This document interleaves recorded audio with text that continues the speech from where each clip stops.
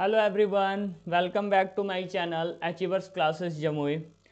तो आज जैसे कि आप लोग थंबनेल में देख ही चुके होंगे कि आज का जो क्लास होने वाला है बच्चों, वो मेटल और नॉन मेटल के ऊपर बेस्ड है। आज हम लोग इस क्लास में केमिस्ट्री के एक बहुत ही इंपॉर्टेंट चैप्टर मेटल और नॉन मेटल को डिस्कस करेंगे। जैसे कि बहुत सारे बच्चों का कमेंट आ रहा था कि सर आप केमिस्ट्री स्टार्ट कीजिए, मेटल और नॉन मेटल पढ़ा दीजिए, ठीक है।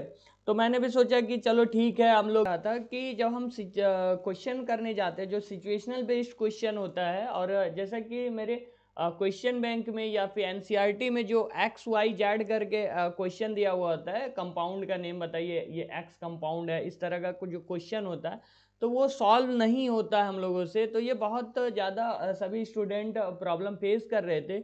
तो मैं आप लोगों से बोलना चाहूँगा कि अगर आज का ये क्लास आप पूरा कर लेते हो तो उस टाइप का क्वेश्चन जो है आपसे बनना स्टार्ट हो जाएगा, आपसे सॉल्व होना स्टार्ट हो जाएगा।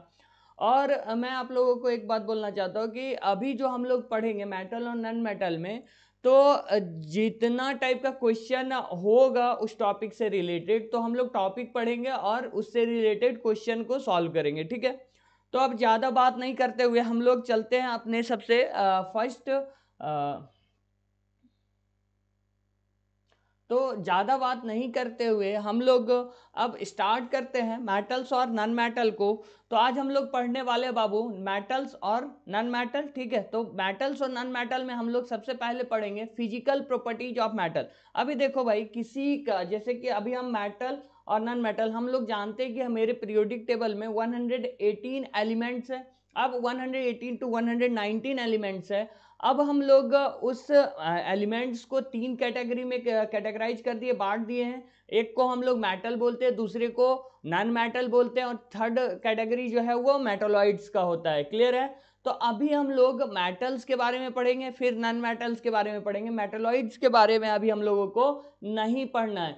तो देखिए, अगर हमको किसी के बारे में, किसी भी चीज के बारे में, किसी भी ऑब्जेक्ट के बारे में अगर हमको जानना होगा, तो हम कैसे जान सकते हैं कि वो देखने में कैसा होता है, मतलब उसके फिजिकल प्रॉपर्टीज को, और क्या पढ़ना पड़ता है, उसके केमिकल प्रॉपर्टीज को। तो हम लोग जल्दी से पहले physical properties of metal, metal का फिजिकल प्रॉपर्टीज मतलब उसका रंग रूप, उसमें क्या मतलब क्या होता है वो, अगर हम उस पर हैमरिंग करते हैं तब क्या होगा, या क्या हम उसको वायर में कन्वर्ट कर सकते हैं या नहीं कर सकते हैं। तो इन सब चीज़ों पे हम लोग ध्यान देंगे फिजिकल प्रॉपर्टीज में, ठीक है।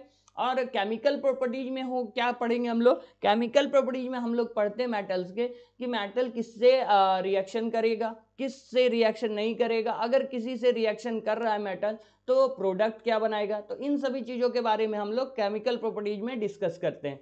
तो जैसे कि अभी हम लोग स्टार्ट करने वाले हैं फिजिकल प्रॉपर्टीज ऑफ मेटल, ठीक है। तो सबसे पहले जो फिजिकल प्रॉपर्टीज आएगा कि मेटल्स जो होता है बाबू वो मेलेबल होता है। क्या होता है बाबू, मेटल्स आर मेलेबल। यानी कि हम क्या कर सकते हैं कि किसी मेटल को पीट के हैमरिंग करके एक थीन शीट में कन्वर्ट कर सकते हैं। मेटल्स के पास एक प्रॉपर्टी होता है जिसको मेलेबिलिटी भी बोलते हैं हम लोग। मेलेबिलिटी एक ऐसा प्रॉपर्टी है मेटल का जिसमें हम लोग मेटल को थीन शीट में चेंज कर सकते हैं। तो पहला प्रॉपर्टी समझ में आ गया आप लोगों को। दूसरा प्रॉपर्टी देखते हैं, मेटल्स आर डक्टाइल। मेटल्स क्या होता है बाबू, डक्टाइल नेचर का होता है। डक्टाइलिटी क्या होता है कि अगर हम किसी चीज को वायर में कन्वर्ट कर सकते हैं तो उस प्रॉपर्टीज को हम लोग डक्टाइलिटी बोलते हैं, ठीक है। उस प्रॉपर्टीज को हम लोग क्या बोलते हैं बाबू, डक्टाइलिटी। तो मेटल्स आर डक्टाइल, ठीक है। That is made, that is metal can be drawn और stretch into thin wire। अब देखिए, बहुत सारा मेटल जो है बहुत ज़्यादा डक्टाइल होता है। जैसे कि अगर हम गोल्ड का बात करें बाबू, गोल्ड का अगर हम बात करेंगे तो गोल्ड जो है वो हाईली डक्टाइल मेटल है।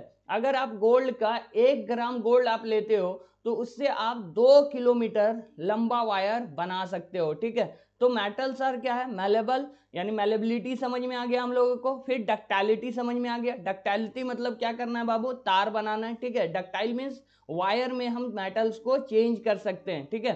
फिर तीसरे प्रॉपर्टीज के ऊपर जाते हैं। यहाँ पे है बाबू, metals are good conductor of heat. Metal जो होता है वो जितना भी मेटल है सब गुड कंडक्टर ऑफ हीट होगा, और इलेक्ट्रिसिटी का भी गुड कंडक्टर होता है बाबू, ठीक है। Metals are good conductor of electricity. Metals जो है इलेक्ट्रिसिटी का गुड कंडक्टर होता है। क्लियर है।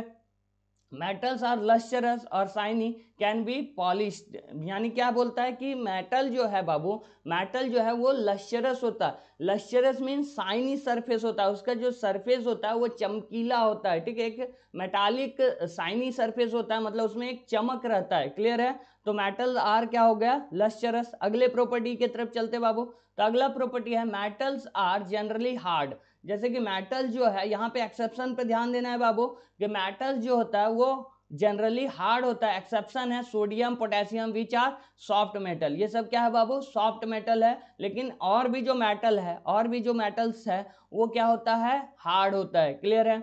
उसके बाद क्या आता है, मेटल्स आर स्ट्रांग। जब हार्ड है तो स्ट्रांग होगा ही। क्लियर है? यहाँ पर फिर से एक्सेप्शन आ गया, सोडियम एंड पोटेशियम। सोडियम और पोटेशियम सॉफ्ट है बाबू, तो वो उतना ज्यादा स्ट्रांग नहीं होता है। फिर अगला प्रॉपर्टीज आ जाता है, metals are solid at room temperature. यहाँ भी एक्सेप्शन है, ध्यान देने वाला बात है कि यहाँ पर भी एक्सेप्शन है, metals are solid at room temperature. कोई भी मेटल रूम टेम्परेचर पे सॉलिड स्टेट में रहता है, केवल एक को छोड़ के, except mercury which is a liquid metal. ये सब पता ही होगा आपको। अब चलते हैं अगले प्रॉपर्टीज के ऊपर। तो प्रॉपर्टीज है बाबू, metals have high melting point and boiling point. Metals का मेल्टिंग पॉइंट और बॉइलिंग पॉइंट हाई होता है, यानी बहुत जल्द, बहुत ज़्यादा टेम्परेचर देने पे मेटल जो है वो मेल्ट होगा, और फिर और ज़्यादा अगर हम टेम्परेचर देंगे तो वो बॉइल करना स्टार्ट करेगा। फिर से यहाँ पे एक्सेप्शन है, sodium and potassium metal which have low melting point and boiling point. Sodium और पोटेशियम मेटल का मेल्टिंग पॉइंट और बॉइलिंग पॉइंट क्या होता है बाबू, लो होता है। ठीक है, आपको याद रखना है, metals have high density. Metal का जो डेंसिटी है वो हाई होगा। ठीक है, फिर से एक्सेप्शन आ गया। एक्सेप्शन क्या है, सोडियम और पोटेशियम, इन दोनों का डेंसिटी क्या होता है बाबू, लो होता है, इसीलिए ये सॉफ्ट होता है। ठीक है, फिर आ गया बाबू, मेटल्स आर सोरोनस। सोरोनस क्या होता है बाबू, सोरोनस एक ऐसा प्रॉपर्टीज है मेटल का, जिसमें अगर हम किसी मेटल को पीटते हैं तो उससे एक मेटालिक साउंड, ठन ठन का आवाज आता है, मेटालिक साउंड आता है। ठीक है, इसी को हम लोग बोलते हैं सोरोनिटी। यानी मेटल जो होता है वो सोरोनस साउंड को प्रोड्यूस करता है, that is metal make sound with hit with an object. Clear है? अगले प्रॉपर्टीज के बारे में चलते हैं। Metals usually have a silver और grey colour except copper and gold. देखो, जो भी मेटल होगा वो या तो सिल्वर कलर में होगा या फिर ग्रे कलर में होगा। एक्सेप्शन यहाँ पर क्या है बाबू, कॉपर और गोल्ड। क्लियर है? तो अभी हम लोग 12 प्रॉपर्टीज को देख लिए हैं। ठीक है, आप लोग इसको नोट डाउन कर लीजिएगा और इसको याद कर लीजिएगा। कुछ नहीं, फिजिकल प्रॉपर्टीज उतना मैटर नहीं करता है। ठीक है, फिजिकल प्रॉपर्टीज बस आप लोग याद कर लीजिए और इससे डायरेक्ट क्वेश्चन आ जाएगा। अब बस केवल एक्सेप्शन याद रखना है आपको। क्लियर है? तो चलते अब हम लोग नन मेटल के तरफ। तो non metal, physical properties of non metal देखते हैं। तो पहले वहां पे बोला था कि मेटल्स मेलेबल होगा, यहाँ पे मेलेबल नहीं होगा। नन मेटल जो है वो मेलेबल नहीं होता, यानी ब्रिटल इन नेचर होता है, यानी अगर हम उसको हैमरिंग करेंगे तो वो टूट जाएगा। क्लियर है? Non metals are neither malleable nor ductile. Ductile भी नहीं होता, हम इससे नन मेटल से तार नहीं बना सकते। नन मेटल्स आर ब्रिटल, यानी इजीली क्या हो जाएगा, ब्रेक हो जाएगा। ठीक है, अब देखते हैं अगले अगले हम लोग अगला प्रॉपर्टीज देखते हैं। Non metal do not conduct heat and electricity. देखिए यहाँ पे थोड़ा सा एक्सेप्शन है। ठीक है, एक दो नन मेटल ऐसा है जो कि इलेक्ट्रिसिटी को कंडक्ट करता है। आप लोग जो जिनको भी पता है जल्दी से चैट बॉक्स में लिखिए कि कौन सा ऐसा नन मेटल है जो कि इलेक्ट्रिसिटी को कंडक्ट करता है। तो आपको, आपके नॉलेज के लिए हम बता देना चाहते हैं कि नन मेटल जो है, ये ग्रेफाइट एक ऐसा नन मेटल है जो कि इलेक्ट्रिसिटी को कंडक्ट करता है। क्लियर है? तो यहाँ पे जनरली जो है नन मेटल ना ही हीट को कंडक्ट करता है और ना ही इलेक्ट्रिसिटी को कंडक्ट करता है। क्लियर है? Non metal are not lustrous. Non metal जो है वो लस्चरस नहीं होता है। They are dull. ये क्या होता है, डल नेचर का होता है। लेकिन यहाँ पर भी एक्सेप्शन है बाबू, याद रखिएगा। आयोडीन जो है वो लस्चरस यानी शाइनी सरफेस होता है, आयोडीन का, ग्रेफाइट का, ठीक है, डायमंड का, इन सब का जो सरफेस होता है वो मतलब लश्चरस होता है, चमकीला होता है। ठीक है, और ये सब एक्सेप्शन है, ये सब नन मेटल है। ग्रेफाइट, डायमंड, आयोडीन, ये सब क्या बाबू, नन मेटल है। लेकिन इन सभी का जो सरफेस होता है वो लश्चरस होता है। अगले चलते हैं अगले प्रॉपर्टीज के तरफ। तो प्रॉपर्टीज है, non metal are generally soft. देखिए यहाँ पे नन मेटल जो है वो बोल रहा है कि जनरली सॉफ्ट होता है, बट यहाँ पे एक्सेप्शन है बाबू, diamond which is an extremely hard non metal. ठीक है, डायमंड जो है वो क्या है बाबू, एक्सट्रीमली हार्ड नन मेटल होता है। ठीक है, ऐसे जो जितना भी आपको नॉन मेटल दिखेगा या तो वो लिक्विड स्टेट में होगा या फिर वो अधिकतर नॉन मेटल गैसियस स्टेट में मिलता है। क्लियर है? तो वो हार्ड हो ही नहीं सकता है। तो यहाँ पे एक्सेप्शन क्या है बाबू? डायमंड। अगले प्रॉपर्टीज की तरफ चलते हैं। अगला जो प्रॉपर्टीज है, non metals are not strong. Non metal जो है बाबू वो स्ट्रांग नहीं होता है। जब हार्ड है ही नहीं तो स्ट्रांग कहाँ से होगा? They are easily broken. वो क्या होता है? बहुत जल्दी जो है टूट जाता है। क्लियर है?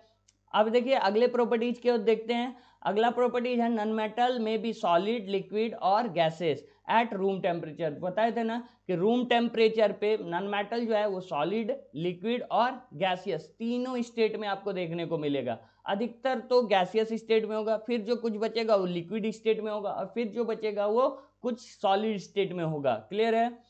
आप लोग यानी हम देख रहे हैं कि नॉन मेटल जो होगा रूम टेम्परेचर पे क्या होगा? सॉलिड में भी होगा, लिक्विड में भी होगा और गैसियस स्टेट में भी आपको देखने को मिलेगा। जैसे कि अभी हम मेटल के बारे में पढ़े थे, तो मेटल जो है रूम टेम्परेचर पे सॉलिड होता था, ओनली सॉलिड होता था। ठीक है? केवल एक एक्सेप्शन था वहां पे, मर्क्यूरी। लेकिन यहाँ पे नॉन मेटल में अगर हम देखेंगे तो नॉन मेटल आपको सॉलिड में मिल सकता है रूम टेम्परेचर पे, लिक्विड स्टेट में भी मिल सकता है या फिर गैसियस स्टेट में भी मिल सकता है। चलते हैं अगले प्रॉपर्टीज के तरफ। तो अगला प्रॉपर्टीज जो है नॉन मेटल का वो है बाबू, non metals have comparatively low melting point and boiling point. ठीक है? मेल्टिंग पॉइंट और बॉइलिंग पॉइंट जो है मेटल के रिस्पेक्ट में इसका लो होता है। ठीक है? Except diamond is a non metal having a high melting point और बॉइलिंग पॉइंट। तो यहाँ पर देखिए डायमंड जो है उसका मेल्टिंग पॉइंट और बॉइलिंग पॉइंट बहुत ज़्यादा हाई होता है, जबकि डायमंड एक क्या है? नॉन मेटल है। तो एक्सेप्शन हमेशा याद रखिएगा, जो क्वेश्चन आएगा आपके बोर्ड एग्जाम में वो एक्सेप्शन के ऊपर बहुत ज़्यादा बेस्ड होगा। तो अगले प्रॉपर्टीज की तरफ चलते हैं। अगला जो प्रॉपर्टीज है बाबू, non metal have low density. Non metal का डेंसिटी, जब नॉन मेटल उतना ज़्यादा हार्ड नहीं है, उतना ज़्यादा स्ट्रांग नहीं है, ठीक है, सॉफ्ट है, तो क्या होगा? नॉन मेटल का जो डेंसिटी है वो पक्का है कि लो ही होगा। ठीक है? That is non metal are light substance. तो डेंसिटी जब क्या हो गया? डेंसिटी जब कम हो जाएगा तो वो क्या होगा? हल्का ही होगा। ये तो फिक्स्ड बात है। अगर किसी ऑब्जेक्ट के डेंसिटी को हम बढ़ा देते हैं तो उसका मास भी बढ़ जाता है। ठीक है? तो मास बढ़ जाता है तो वो वेट उसका बढ़ जाएगा, यानी वो ज़्यादा भारी होगा। जिसका डेंसिटी क्या है बाबू? कम है। तो डेंसिटी जैसे ही कम हो जाएगा, डेंसिटी समझते हो ना? डेंसिटी क्या होता है? डेंसिटी किसको बोलते हैं बाबू? Density is equals to mass per unit volume. किसी स्पेसिफिक वॉल्यूम में कितना नंबर ऑफ पार्टिकल्स प्रेजेंट है, इसी को उसका क्या बोलते हैं हम लोग? डेंसिटी। क्लियर है? तो बोल रहा है कि नॉन मेटल जो है उसका डेंसिटी लो होगा। ठीक है? अभी जैसे देखते हैं अगले प्रॉपर्टीज की तरफ चलते हैं। अगला जो प्रॉपर्टीज है बाबू, एक मिनट, सॉरी, अगला प्रॉपर्टीज देख लेते हैं हम लोग।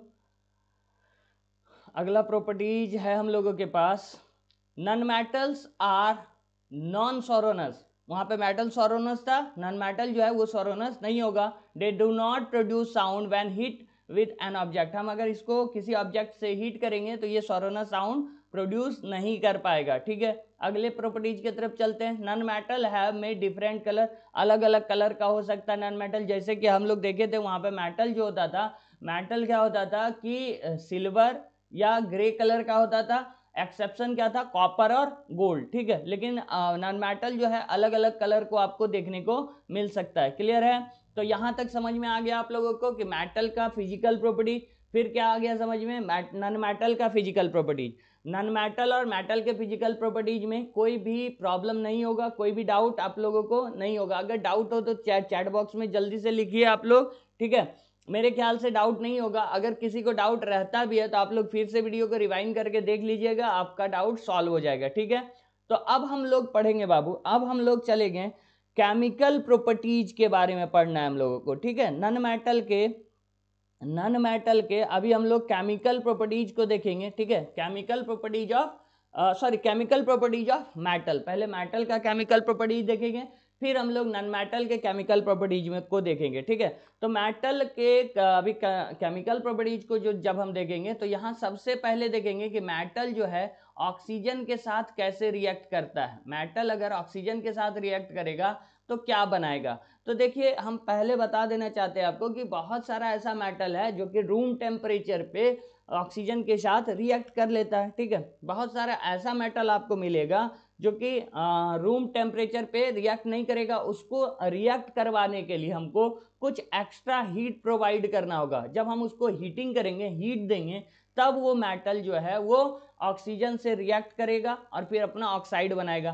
कुछ मेटल जो है, जैसे कि पहले तो कुछ मेटल रूम टेम्परेचर पे ही क्या करता है, रिएक्ट कर लेता है ऑक्सीजन से। फिर ऐसा भी कुछ मेटल होता है जिसको हमको एक्स्ट्रा एक्सटर्नल हीट प्रोवाइड करना पड़ता है। जब हम उसको हीट करते हैं तब जाके वो ऑक्सीजन से रिएक्ट करता है।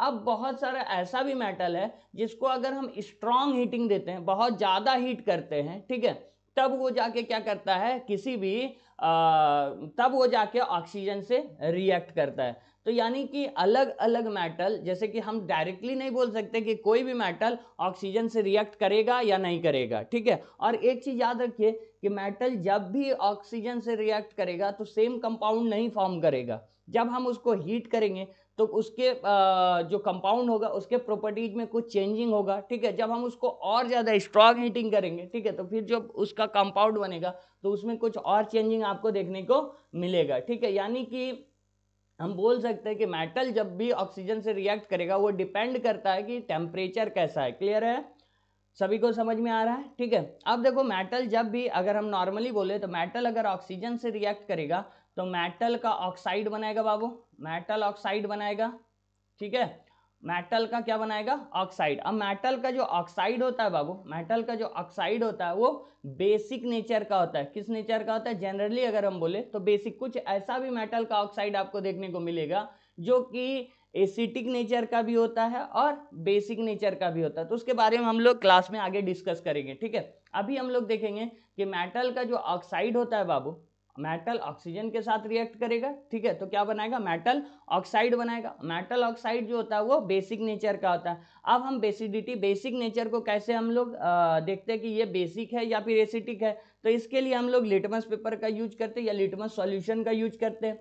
तो जब हम क्या करते हैं कि मेटल ऑक्साइड को लिटमस सॉल्यूशन के अंदर डालते हैं, ठीक है, तो लिटमस सॉल्यूशन के ऊपर डालते हैं, तो लिटमस सॉल्यूशन पे में डालने पे मेटल का जो ऑक्साइड होता है वो रेड लिटमस पेपर को ब्लू में कन्वर्ट कर देता है, ठीक है। किस में कन्वर्ट कर देगा, ये ब्लू में कन्वर्ट कर देगा। यानी रेड लिटमस को किस में कन्वर्ट कर देगा, ब्लू में कन्वर्ट कर देगा, ठीक है। तो इससे ये हमको दिखाता है कि मेटल जो है वो बेसिक नेचर का होता है। क्लियर है। अभी फिर से बात आएगा कि बहुत सारा ऐसा मेटल का ऑक्साइड है जो कि वाटर सॉल्युबल होता है और बहुत सारा मेटल का ऐसा ऑक्साइड है जो कि वाटर सॉल्युबल नहीं होता है। जो भी मेटल का ऑक्साइड वाटर सॉल्युबल होगा उसको हम लोग एल्कलीज बोलेंगे या एल्कलीज वो फॉर्म करेगा, ठीक है। उसको क्या बोलते हैं, एल्कलीज मेटल बोलते हैं, जिसका बेस, ठीक है, जिसका ऑक्साइड, ठीक है, ऐसा मेटल जिसका ऑक्साइड वाटर सॉल्युबल होगा उस मेटल को हम लोग एल्कलीज मेटल बोलते हैं, ठीक है। और जब वो वाटर में डिजॉल्व हो जाता है तो एल्कलीज का फॉर्मेशन करता है, ठीक है। यानी हम उसको एल्कलीज बेस भी बोल सकते हैं। क्लियर है, यहाँ तक समझ में आ गया। तो चलिए चलते हैं हम लोग आगे। तो देखिए केमिकल प्रॉपर्टीज ऑफ, हम लोग अभी केमिकल प्रॉपर्टीज ऑफ मेटल पढ़ने वाले हैं, ठीक है, एक मिनट, ठीक। केमिकल प्रॉपर्टीज ऑफ मेटल पढ़ने वाले हैं। तो केमिकल प्रॉपर्टीज में हम लोग सबसे पहले किसके बारे में पढ़ेंगे बाबू, reaction of metal with oxygen, या फिर क्या बोल सकते हैं एयर के साथ रिएक्शन होगा। तो यहाँ पे देखिए अभी जैसा हम आपको बता रहे थे कि मेटल जब भी ऑक्सीजन के साथ रिएक्ट करेगा तो अपना ऑक्साइड बनाएगा। और ये जो ऑक्साइड होगा बाबू, ये जो ऑक्साइड होगा ये बेसिक नेचर का होगा। किस नेचर का होगा, बेसिक नेचर। बेसिक नेचर समझ में आ गया कि बेसिक हम कैसे पता कर सकते हैं बाबू, जब हम उसको किसी भी लिटमस सॉल्यूशन में डालेंगे तो वो रेड लिटमस को, ठीक है, ब्लू में कन्वर्ट कर देगा। तो इससे हमको पता चल जाएगा कि उसका जो ऑक्साइड है वो बेसिक नेचर का है, ठीक है।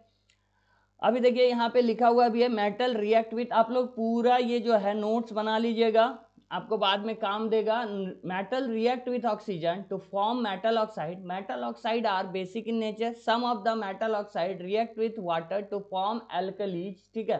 मेटल ऑक्साइड बीइंग बेसिक होता है, turns the red litmus solution blue, ये क्या करेगा बताइए, तो को ब्लू में कन्वर्ट कर देता है। अब जो यहाँ पे मेटल जो है ऑक्सीजन से रिएक्ट करेगा ये डिपेंड करता है उसके केमिकल रिएक्टिविटी पे। किस पे डिपेंड करता है बाबू, केमिकल रिएक्टिविटी पे। रिएक्टिविटी आप समझते हैं ना, जैसे देखिए अगर हम एग्जांपल लेंगे, अभी सोडियम का अगर एग्जांपल लेते हैं तो सोडियम क्या होता है कि रूम टेम्परेचर पे ही बहुत ज़्यादा वायलेंटली, ठीक है, रूम टेम्परेचर पे ऑक्सीजन के साथ रिएक्ट कर लेता है और अपना ऑक्साइड बना लेता है, ठीक है।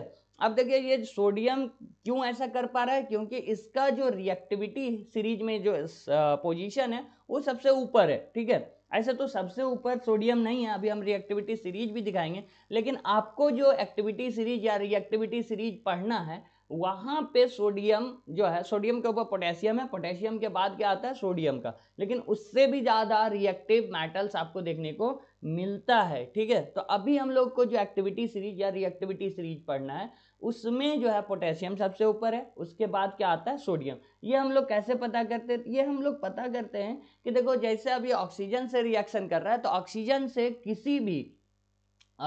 से कोई भी मेटल किस रेट से रिएक्शन कर रहा है, तो इस पे भी हम लोग क्या बना सकते हैं, एक रिएक्टिविटी सीरीज बना सकते हैं, एक एक्टिविटी सीरीज बना सकते हैं। जैसे जो जितना फास्ट या बिना टेम्परेचर के ऑक्सीजन के साथ रिएक्ट करेगा वो उस एक्टिविटी सीरीज में, या बोल सकते हैं कि रिएक्टिविटी सीरीज में उतना ज्यादा ऊपर होगा। क्लियर है।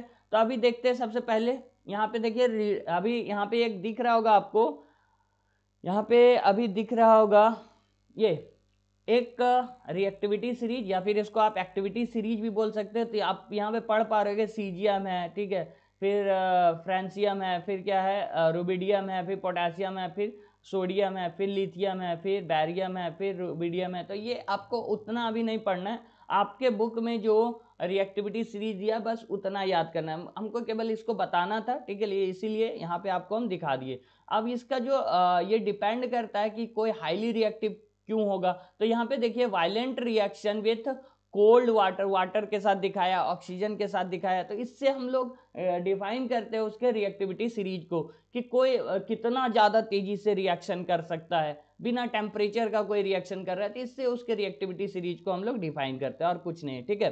तो आपको इतना टेंशन नहीं लेना, आप लोगों को बस एक नॉर्मल सा जो आपके बुक में रिएक्टिविटी सीरीज या एक्टिविटी सीरीज दिया है उसको बस याद करना होगा, याद नहीं करना होगा, हम पढ़ाते पढ़ाते आपको याद करवा देंगे, उसका टेंशन आप लोग नहीं लीजिए। तो चलिए हम लोग अगले ये रिएक्शन के ऊपर चलते हैं। जैसे सोडियम जो है ऑक्सीजन से रिएक्ट करेगा तो क्या बनाएगा, सोडियम का ऑक्साइड बनाएगा। सोडियम का जो ऑक्साइड होता है बाबू, ये बेसिक नेचर का होता है और ये एल्कलीज फॉर्म करता है, यानी ये वाटर सॉल्युबल बेस होता है, ठीक है। जब आप सोडियम ऑक्साइड को वाटर के साथ मिक्स कीजिएगा तो ये क्या होगा कि ये वाटर में डिजॉल्व हो जाएगा, वाटर सॉल्युबल बेस होता है। क्लियर है।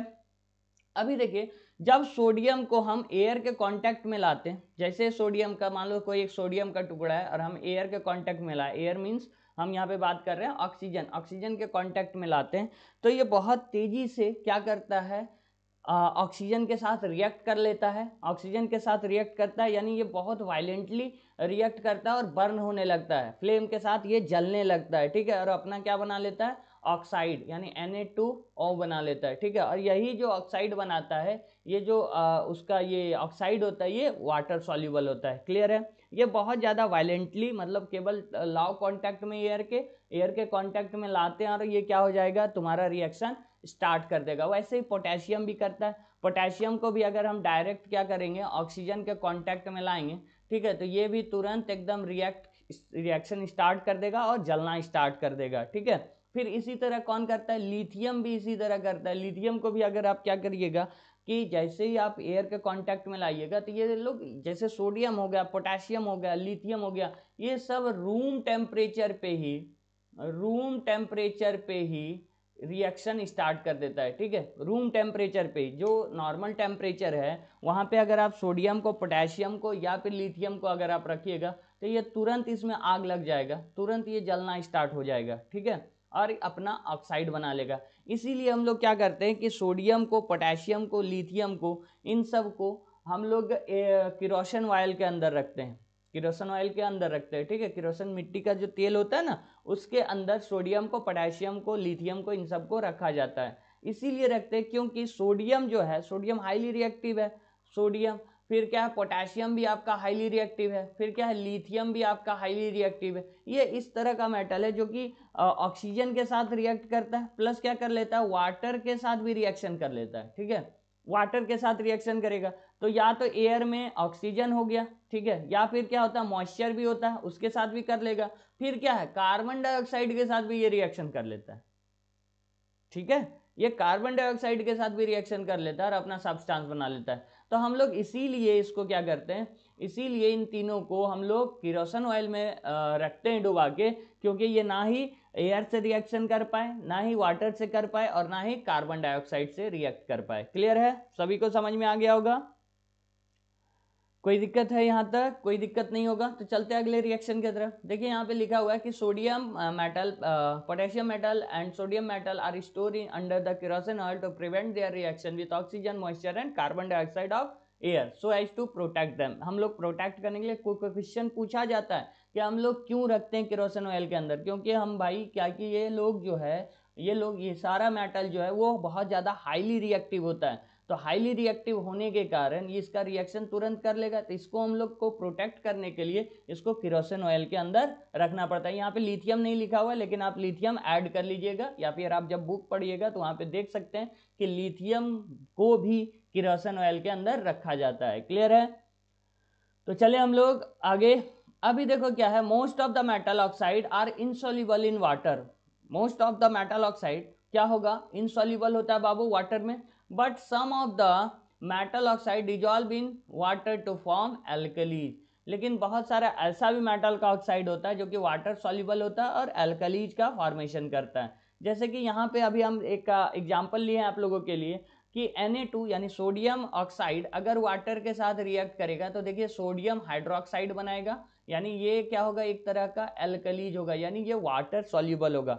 तो यानी हम बोल सकते हैं यहाँ से कि जो मेटल का ऑक्साइड है, मेटल ऑक्साइड अगर क्या करेगा, वाटर के साथ रिएक्ट करेगा, वाटर के साथ रिएक्ट करेगा तो यहाँ पे एक बेस बनाएगा, यानी हाइड्रोक्साइड बनाएगा, हाइड्रोक्साइड बनाएगा एक टाइप का, क्या होगा ये बेस। यहाँ पर भी ये बेसिक ऑक्साइड है, ठीक है, लेकिन यहाँ पर क्या बनाएगा, एक बेस। एसिड बेस सॉल्ट में आप लोग देखे थे कि NaOH क्या था, NaOH जो था मेरा ये क्या था, बेस था। उसी तरह अगर हम पोटेशियम का लेंगे तो K2O अगर वाटर के साथ रिएक्ट करता है, ठीक है, H2O के साथ रिएक्ट करेगा तो क्या बनाएगा बाबू, यहाँ पे बनाएगा KOH बनाएगा, ठीक है, KOH बनाएगा। ये भी क्या होता है, वाटर सॉल्युबल बेस होता है, ठीक है।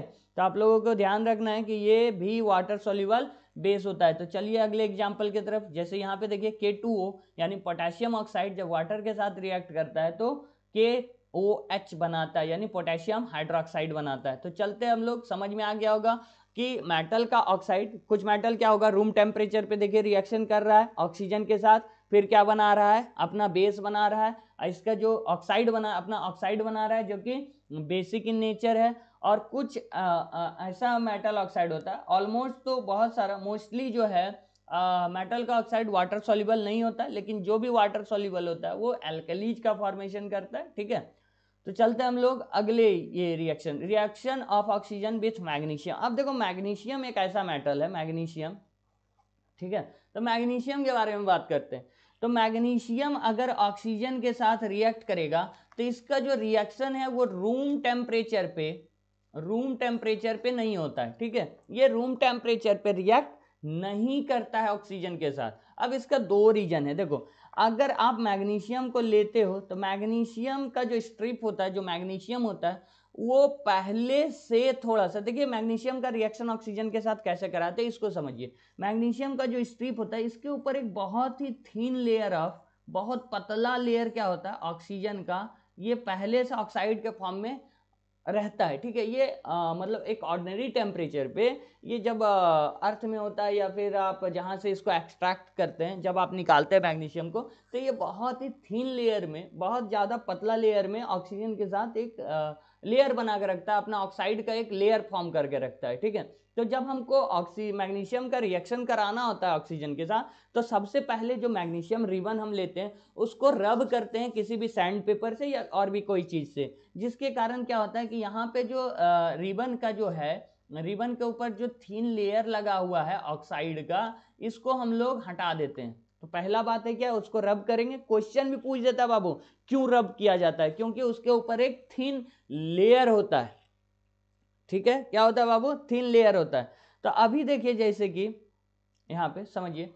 तो मैग्नीशियम का हम लोगों को क्या करवाना है, रिएक्शन करवाना है, तो सबसे पहले उसके ऊपर के एक लेयर को हटा देंगे, उसको रब करके हटा देंगे, रगड़ के हटा देंगे, ठीक है। और फिर हमको इसको हीट करना पड़ता है, मैग्नीशियम को एक्सटर्नल हीट प्रोवाइड करना पड़ता है, ठीक है। अब जैसे ही हम मैग्नीशियम को एक्सटर्नल हीट प्रोवाइड करते हैं तो ये बहुत ही वाइट ब्राइट लाइट के साथ जलना स्टार्ट हो जाता है, ठीक है, और अपना एक वाइट कलर का एस प्रोड्यूस करता है जो कि मैग्नीशियम ऑक्साइड का होता है। और अगर आप उस मैग्नीशियम ऑक्साइड को वाटर के साथ मिलाइएगा तो ये पार्शियली सॉल्यूबल होता है, मतलब पूरा का पूरा वाटर में डिजॉल्व नहीं होता है, फिर पार्शियली सॉल्यूबल होता है और अपना हाइड्रोक्साइड का फॉर्मेशन करता है। आपको यहाँ पे दिख रहा होगा, देखिए जरा सा पढ़िए क्या है।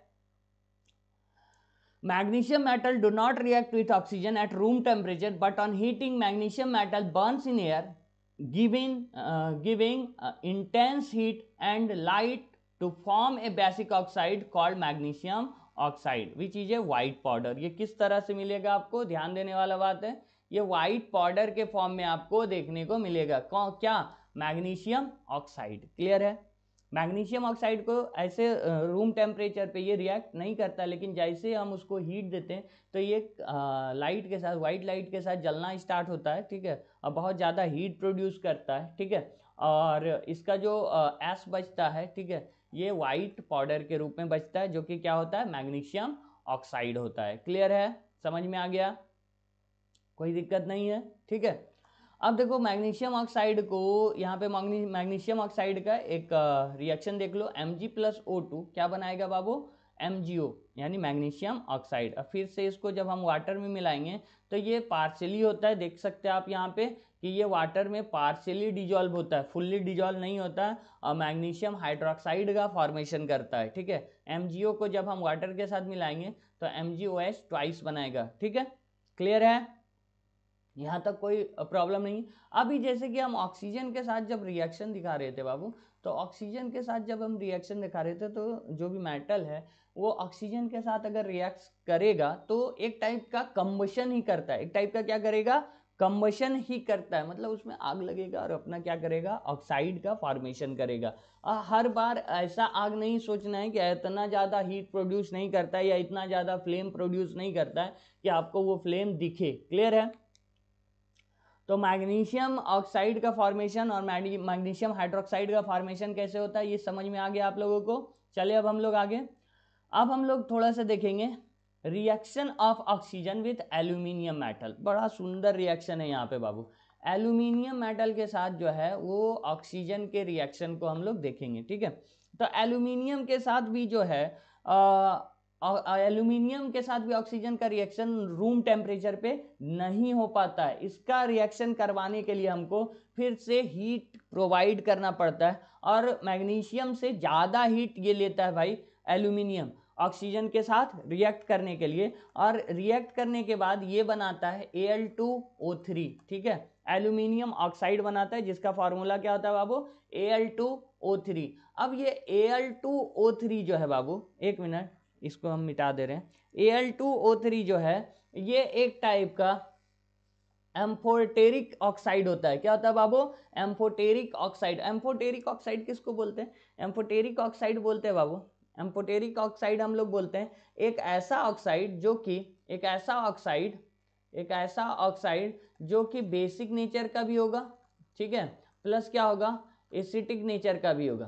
क्लियर है, यानी इसका जो ऑक्साइड है Al2O3 का जो नेचर है, पूछता है बाबू, इसको ध्यान रखिएगा कि एम्फोटेरिक ऑक्साइड के बारे में पूछता है, ठीक है, एम्फोटेरिक ऑक्साइड के बारे में पूछा जाता है, ठीक है। अब देखो यहाँ पे ये जो एम्फोटेरिक ऑक्साइड है ये बेसिक नेचर का भी होता है और क्या होता है बाबू, एसिटिक नेचर का भी होता है, ये दोनों नेचर का होता है। मतलब Al2O3 जो है, Al2O3 ये जब क्या करेगा, ये अगर एसिटिक नेचर का है तो बेस के साथ रिएक्शन करेगा। अगर ये एसिड वाला अपना नेचर दिखा रहा है, एसिटिक नेचर है, तो अगर ये बेस के साथ रिएक्शन करेगा तो सॉल्ट बनाएगा और प्लस क्या बना लेगा, वाटर बनाएगा, ठीक है। और जब फिर से Al2O3 जब क्या करेगा, एसिड के साथ रिएक्शन करेगा तो फिर से सॉल्ट बनाएगा और प्लस वाटर बनाएगा, ठीक है। अभी हम इन दोनों रिएक्शन को बारी बारी से देखेंगे हम लोग, ठीक है। तो चलते हैं देखते हैं एल्यूमिनियम के रिएक्शन को। Those metal oxide which show basic as well as acidic behavior are known as amphoteric oxide. क्या बोलते हैं इसको? Amphoteric oxide. क्लियर है? अभी देखो जैसे कि अभी हम बताए थे कि aluminium react with hydrochloric acid to fall aluminium chloride, यानी एक तरह का ये सॉल्ट है प्लस क्या है, वाटर है. तो अभी देखो एल्यूमिनियम ऑक्साइड जो है वो किसके साथ रिएक्ट कर रहा है? HCl के साथ. यानी अब भी जो है ये एसिड के साथ इसका रिएक्शन देख रहे हैं, तो अभी ये किस रूप में है बाबू? बेस वाले रूप में है. यानी ये अपना दो रूप शो कर रहा है, एक बार एसिड की तरह दिख रहा है और एक बार क्या अपना नेचर दिखा रहा है? बेस के तरह दिखा रहा है. तो अभी हम लोग बेस वाला वेरिएंट को लिए हैं. जैसे कोरोना का दो वेरिएंट होता था ना, बहुत सारा वेरिएंट होता है, ठीक है, वैसा ही अभी यहाँ पे Al2O3 का जो वेरिएंट है वो कौन सा वेरिएंट को कंसीडर कर रहे हैं हम लोग? कौन सा रूप इसका देख रहे हैं? बेस वाला. और ये क्या हो रहा है? एसिड के साथ रिएक्ट कर रहा है. तो देखो नॉर्मली क्या होगा? बेस प्लस एसिड क्या बनाएगा? सॉल्ट प्लस वाटर बनाएगा. तो क्या बनाएगा? यहाँ पे देखो हाइड्रोजन को डिस्प्लेस कर दिया, यानी ये AlCl3 बना लिया. क्या बना लिया बाबू? AlCl3 plus H2O. ठीक है. अब अगला देखते हैं इसका क्या है बाबू. नेक्स्ट में देखिए क्या है नेक्स्ट रिएक्शन इसका, कि जब एल्यूमिनियम ऑक्साइड को रिएक्ट करवाए हम सोडियम हाइड्रोक्साइड के साथ, तो सोडियम एल्यूमिनेट बनाया है जो कि एक तरह का सॉल्ट है, और प्लस क्या है? वाटर. अभी देखो ये जो Al2O3 है ये एसिटिक नेचर का है बाबू. ये एसिटिक नेचर का है क्योंकि देखो यहाँ पे ये बेस के साथ रिएक्ट कर रहा है. तो एसिड देखो यहाँ पे हम लोग पढ़े हैं ना एसिड बेस सॉल्ट में कि acid plus base salt plus water बनाता है. तो अभी जो इसका नेचर है Al2O3 का, तो ये किस नेचर का है बाबू? एसिडिक नेचर का. ये किसके साथ रिएक्ट किया? NaOH के साथ. और क्या बना लिया? देखिए सोडियम एल्यूमिनेट NaAlO2, ठीक है, NaAlO2 ये सोडियम एल्यूमिनेट है, और प्लस क्या कर लिया? वाटर बनाया. तो हम यहाँ पे देख सकते हैं कि Al2O3 जो है ये अपना दो नेचर शो कर रहा है बाबू. ठीक है, एक एसिटिक नेचर और दूसरा बेसिक नेचर. क्लियर है? समझ में आ रहा है यहाँ तक? और जो भी ऑक्साइड इस तरह का नेचर शो करता है उसको बोलते हैं एम्फोटेरिक ऑक्साइड. एम्फोटेरिक, ठीक है, ऑक्साइड. क्लियर है? ठीक है. अब जैसे कि आप एल्यूमिनियम का देख लिए, अब जिंक का भी देखिए. जिंक को भी जब हम हीट करने के बाद ऑक्सीजन के साथ रिएक्ट कराते हैं तो ये भी एक फॉर्मेशन करता है ZnO का. ठीक है. अब ये ZnO जो भी है, ये ZnO जो है ये भी एम्फोटेरिक ऑक्साइड होता है. ये भी अपना दो नेचर शो करता है. ठीक है, एम्फोटेरिक ऑक्साइड होता है जो कि ये दो नेचर शो करता है. इसका भी जो दो नेचर है एसिटिक और बेसिक नेचर का होता है. ठीक है, तो इसको भी हम लोग देख लेते हैं जल्दी से. अभी देखिए zinc metal Burns in air only on strong heating. Strong heat करेंगे इसको, बहुत ज़्यादा हीट करेंगे, जैसे एल्यूमिनियम से भी ज़्यादा इसको हीट देना पड़ेगा टू फॉर्म जिंक ऑक्साइड, यानी जिंक प्लस ऑक्सीजन, यानी ZnO बनाया, जो कि किस तरह का ऑक्साइड है? यहाँ पे आप देख रहे हैं क्या है बाबू? एम्फोटिक ऑक्साइड है. ठीक है, एम्फोटेरिक ऑक्साइड है. एम्फोटेरिक ऑक्साइड है. ठीक है, एम्फोटेरिक ऑक्साइड कैसे ऑक्साइड को बोलते हैं? जिसका नेचर एसिडिक और बेसिक दोनों होता है. यानी ZnO जो है वो एसिडिक नेचर का भी होगा और बेसिक नेचर का भी होगा. क्लियर है? याद रखिएगा. आपके पास अभी दो एम्फोटेरिक ऑक्साइड के बारे में अभी आप दो एम्फोटेरिक ऑक्साइड के बारे में जान रहे हैं, Al2O3. ठीक है, और क्या है बाबू? Al2O3 और ZnO. और आप लोग अभी चैट बॉक्स में जरूर लिखिएगा कि और भी कोई, या कमेंट बॉक्स में जरूर लिखिएगा कि इन दोनों को छोड़ के और कौन कौन सा जो कंपाउंड है वो एम्फोटेरिक होता है. ठीक है, एम्फोटेरिक ऑक्साइड का फॉर्मेशन करता है, या कौन सा ऐसा मेटल है जो कि एम्फोटेरिक ऑक्साइड को प्रोड्यूस करता है. ठीक है, समझ में आ गया यहाँ तक? तो फिर से यहाँ पे देखिए ये जिंक ऑक्साइड जो है जब HCl के साथ रिएक्ट करेगा तो क्या बनाता है? जिंक क्लोराइड और प्लस वाटर बनाता है. ठीक है, यानी यहाँ पे जिंक जो है वो एसिड के साथ रिएक्ट कर रहा है. देखिए सॉल्ट और वाटर बना रहा है. तो यहाँ पे जिंक ऑक्साइड जो है बाबू वो किस नेचर का है? बेसिक नेचर का है. Base plus acid, salt plus water बनाया. अब देखिए जब एसिटिक नेचर का आएगा जिंक ऑक्साइड, तो जिंक ऑक्साइड यहाँ पे देखिए एसिटिक नेचर का आ गया, एसिड हो गया ये. ठीक है, plus base salt plus water बनाया. तो देखो NaOH के साथ रिएक्शन करवाएं इसका, तो NaOH के साथ जैसे ही ZnO रिएक्ट करेगा तो क्या बनाता है बाबू? सोडियम जिंकेट और प्लस क्या बनाता है? वाटर. क्लियर है? सोडियम जिंकेट बनाएगा और क्या बनाएगा बाबू, वाटर। ठीक है, सोडियम जिंकेट का फॉर्मूला देख सकते हो आप लोग, Na2ZnO2। ठीक है, सोडियम जिंकेट। तो एम्फोथेरिक ऑक्साइड के बारे में देख लिया आप लोग। एम्फोथेरिक ऑक्साइड क्या होता है बाबू, एक ऐसा मेटल का ऑक्साइड जिसके पास दो नेचर होता है, वो बेसिक नेचर का भी होता है और एसिटिक नेचर का भी होता है। क्लियर है,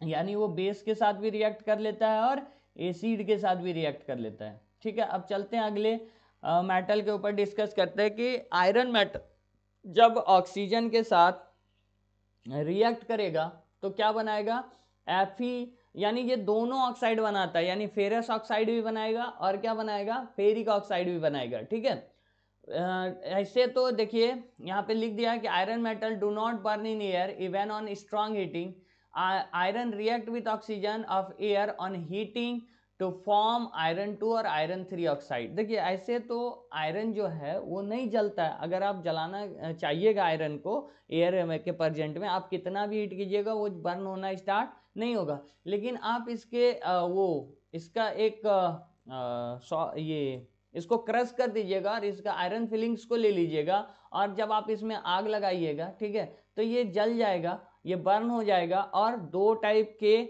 ऑक्साइड का फॉर्मेशन करेगा, फेरस ऑक्साइड और फेरिक ऑक्साइड। ठीक है, फेरस ऑक्साइड और फेरिक ऑक्साइड, ये डिपेंड करेगा कि वहां पे आयरन का कौन सा आयरन जो है वो फेरस वाला मौजूद था या फिर फेरिक वाला मौजूद था। क्लियर है, तो अब देखते हैं हम लोग कॉपर का।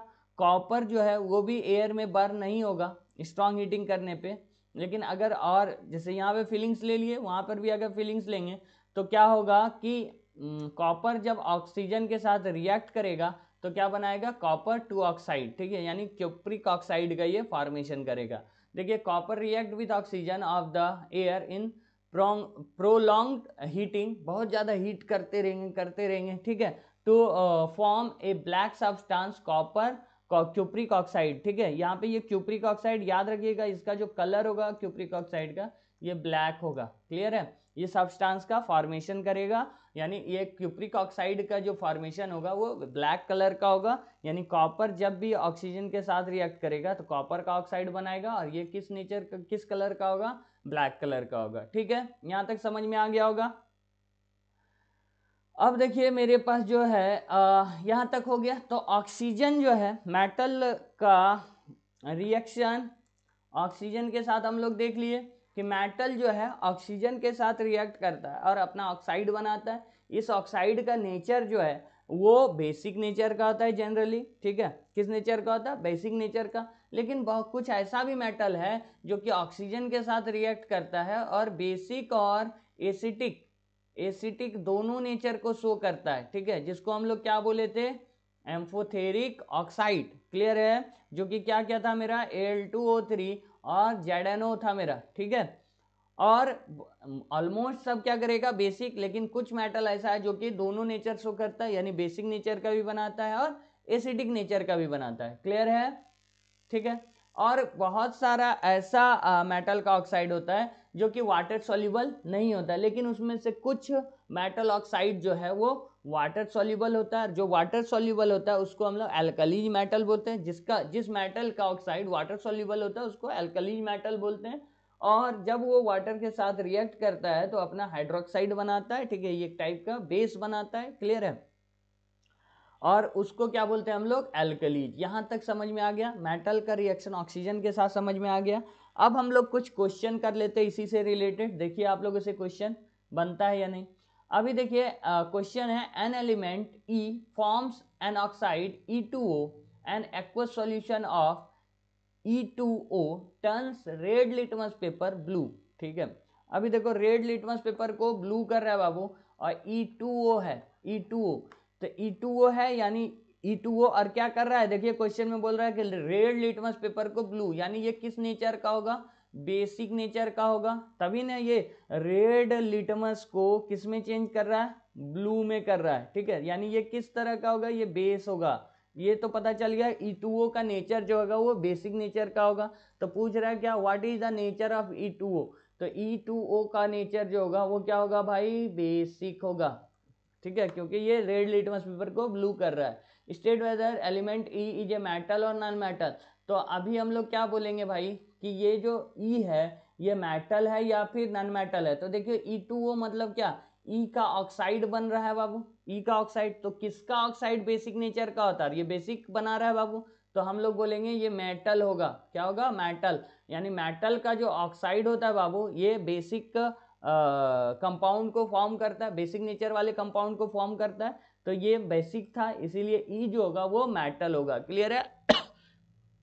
Give one example of an element like E. तो ई के तरह कोई एक एलिमेंट का नाम बताना है। तो जैसे आप सोडियम भी बता सकते हो।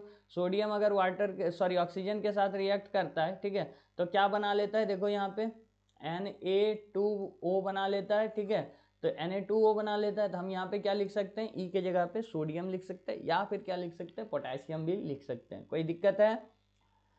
समझ में आ गया होगा ये क्वेश्चन सभी को। जिसको समझ में नहीं आया वो रिवाइंड करके देख लीजिए फिर से।